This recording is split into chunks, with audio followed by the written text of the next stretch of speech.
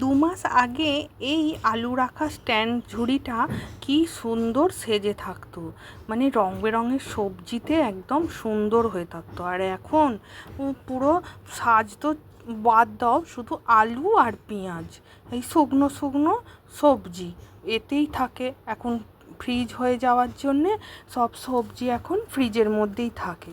প্রচণ্ড গরম, আগে ফ্রিজের একটু জল খেয়ে নিই, তারপরে তোমাদের দাদাভাই কি সবজি এনেছে সেটাই তোমাদের সামনেই ব্যাগ থেকে বার করব, আমিও দেখব, তোমরাও দেখবে। কারণ আজকে এখনও ওনার সঙ্গে ঠিকঠাকভাবে কথাই হয়নি, উনি বাজার রেখে চলে গেছে।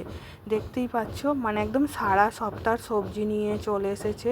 টমেটো, ঝিঙে, কাঁচা কলা, পটল, আদা, রসুন, লঙ্কা, মানে বেগুন, যা যা লাগে সব উনি নিয়ে চলে এসেছে। এই যে আগে ছিল ওই ঝুড়ির মধ্যে রেখে দিতাম, কোনো ব্যাপার ছিল না, এখন ওই সব চিকচিকি করে করে পুঁটুলি বাঁধতে হবে, বেঁধে নিয়েছি সুন্দর করে। এবার ফ্রিজের মধ্যে যেটা সবজি থাকে তার মধ্যে রেখে দিলাম।